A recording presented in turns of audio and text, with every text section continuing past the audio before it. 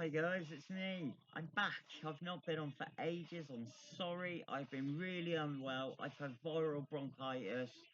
I've been really unwell. I'm still really kind of phlegmy and yucky that you can imagine. A lot of people have had it. It's been going round. It's been very ill. Cat's been very ill with it. I've been very ill with it. My brother Johnny's been very ill with it. But fortunately, I'm back. And hi guys, how are we?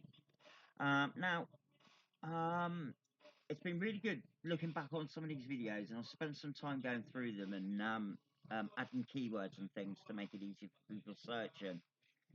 Now, one of the subjects which has come up quite importantly is mental health and specifically bipolar and BPD.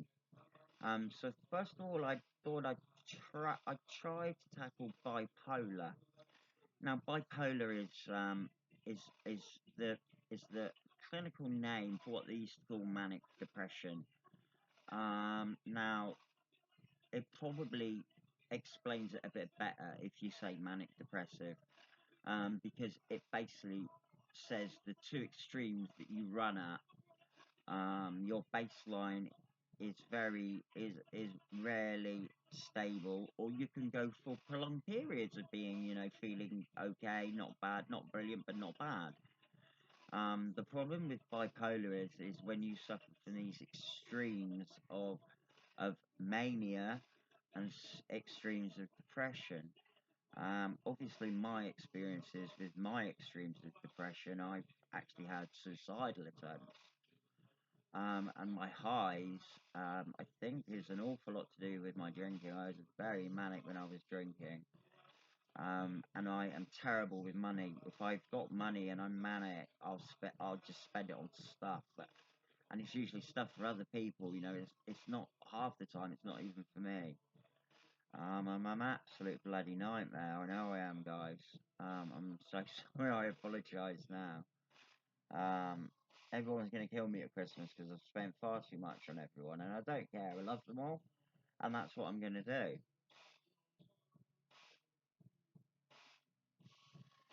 So anyway, I'm on a medication called sodium valproic acid, which is a mood stabilizer. They also use it for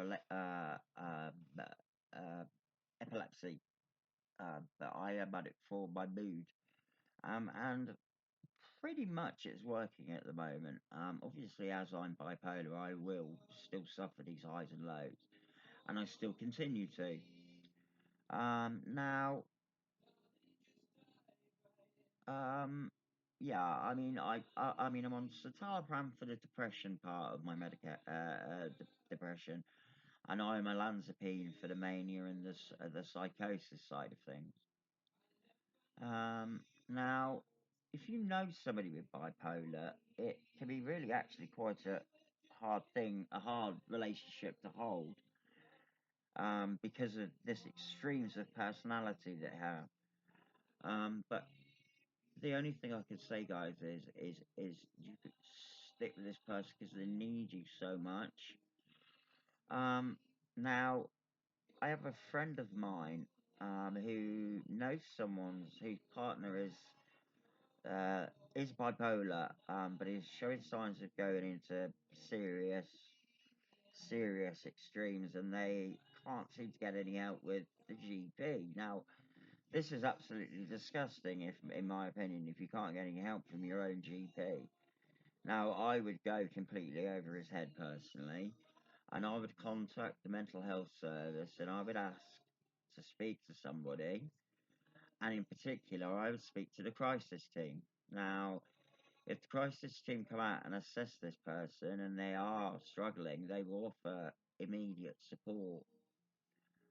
But what they will do is they could arrange ongoing care, which is the most important thing, which was what I was sadly lacking in the Bay. I basically had 20 years on my own, really. It gave me the pills and that was it, get on with it. I mean, I wasn't diagnosed with bipolar till quite late in life, and my BPD is only recently, like within the last few years. So I will actually move on to BPD. Uh, The crux of BPD is a childhood trauma, usually, or trauma of some description, which causes you to have it. It causes problems with relationships with people. You invest absolutely everything in anyone, and if they let you down over the simplest thing, then you feel that your world is absolutely ended.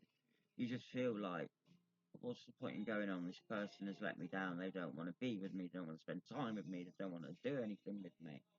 And of course, it's not remotely like that. That's not what it's like. Um, but yeah, I mean, I can only explain it from saying that. Say, for instance, Kat had said to me, I tell you what, say on mobile, so I got my chair, and she says to me, oh, let's go out Friday night, and go and have, going out and go and enjoy ourselves, go and have something to eat, a few drinks, and then, go and do whatever we want to do. And I'd get myself all ready, and I'd be excited for days and days and days, and I'd build itself up, and I'd get so excited about it. And then if she were to turn around and say, oh, I'm not feeling it tonight, can we do it another night?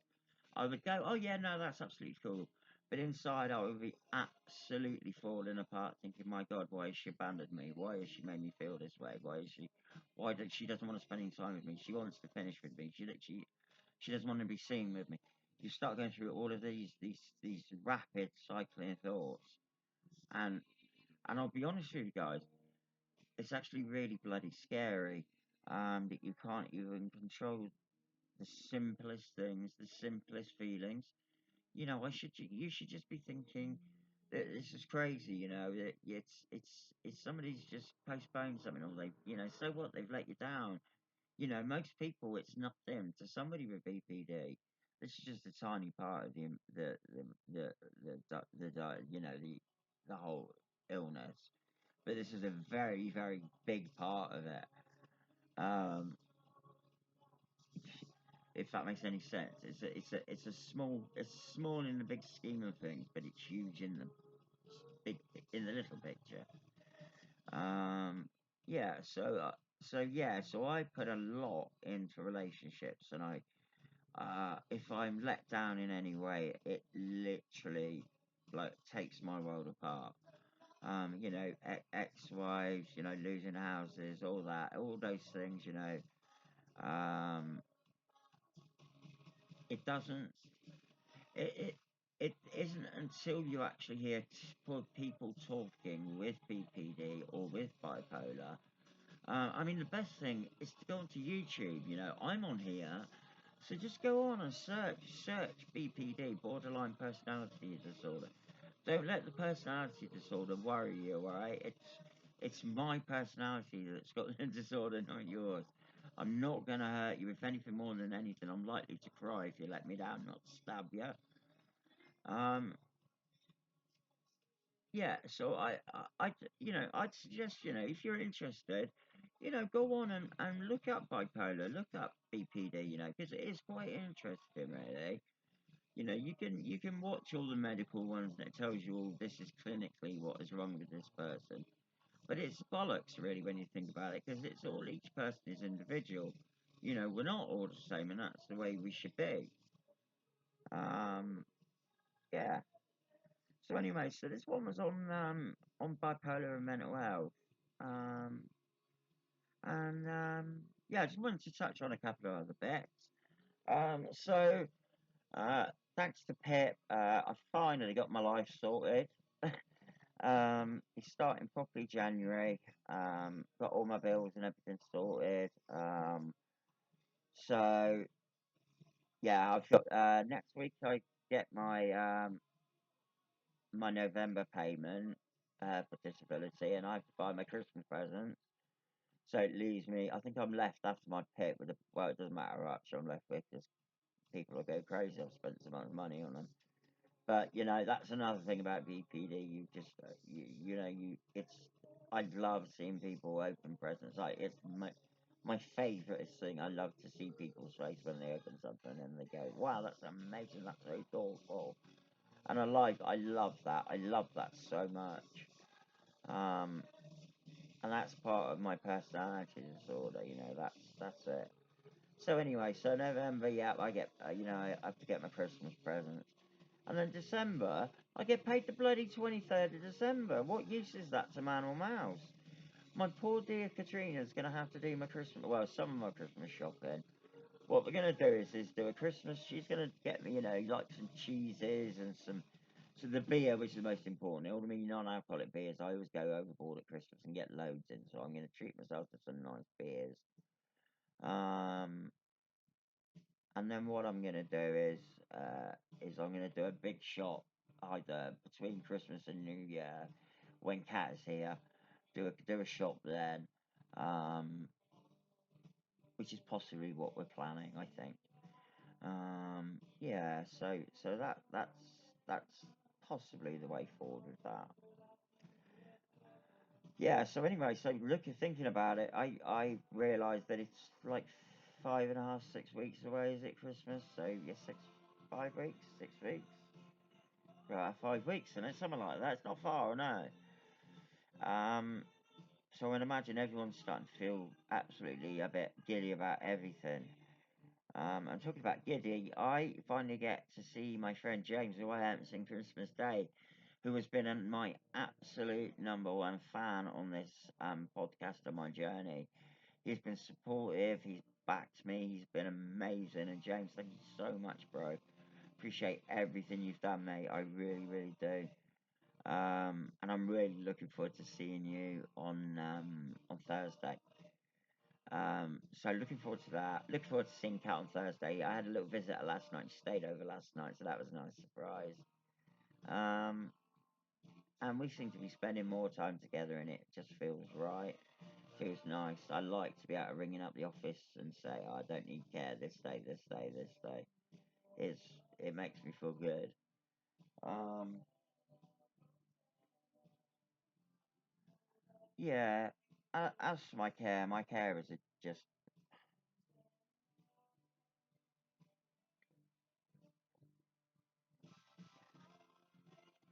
put it this way, I wish I knew somebody that I could pay attendance allowance to come and look after me. That's what I wish because the care is just shocking. Um, yeah, yeah. I mean, I can't really go too much into it because I'm sure there'll be some sort of backlash. It's probably carers that are watching this and saying, "Don't know what you're talking about. It's just a crap job, and it's a hard work." And I'm sure it is for some of them. I'm just saying from my experience and some of the carers that I've got, they really don't give a monkey's two shits about what's going on. They want to be in and out as quick as possible. They're not interested.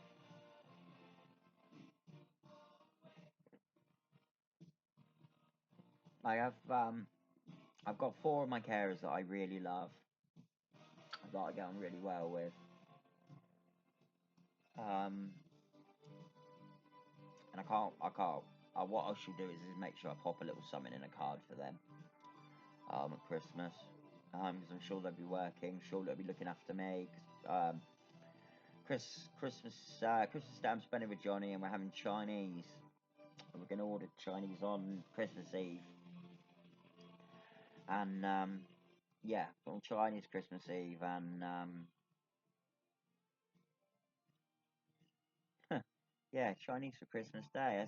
Apparently it's what all the Jews do anyway. So that's quite good, isn't it? Somebody was telling me they'll open Chinatown or something on Christmas Day, and being sort of half Jewish, I should follow tradition, and I'll be eating because I'm a good Jewish boy. I'll be eating a sweet and sour pork ball, and don't think I won't because I will. Anyway, I waffled on this one. It's been lovely to have a catch up with everyone. As you can see, I am still here. I am still well, still losing weight, still looking alright. Hair's doing all sorts of weird things, so I haven't really kind of gel or anything into it. So it's just kind of like, it's going up as some sort of kind of weirdy mohawky thing we've got going on. But we don't really mind. It's funny in it, and the old beard's going. But I'm gonna have a shave soon. I don't, it's anything after this. Gets too straggly. This is a nice length, and it's tidy, and that's all right. But anything more than that, I should get it cut. Anyway, guys, there was one other thing. I have actually received a phone call today from my consultant at the hospital. And they want me to go on a trial of a new drug for MS users with progressive MS. And it might, well, they think it's going to help slow down the progression of the illness. I have got a couple of days to think it over, and he's going to ring back on Friday. So obviously, I'm going to speak to Kat, see what she thinks. And what do you guys think? Do you think maybe give it a shot? What do you think? I haven't got anything to lose. Certainly won't do me any harm. It's not gonna make anything happen quicker. I'm going as it is, so maybe we could have a chance to. I don't know. Who knows? They were talking maybe up to 2 years. I don't know. 2 years when you've only got 4.5 years left that's pretty good odds to me. Obviously, there's side effects that we have to contend, and we have to. I suppose I just have to weigh out whether it's worth the side effects for an extra couple of years with my girl. Uh, yeah, it's interesting. I guess it's. I'd be interested to see what you guys think. So stick comments on this. So you can leave me some comments and stuff, and you keep watching this, keep sharing these, keep subscribing. That would be great. I'm missing you all terribly. I'm so glad I'm back. Um, I'll try and do next podcast within a few days. If not, I'll do one next Monday. No, I'll do one Friday. I'll do one Friday morning.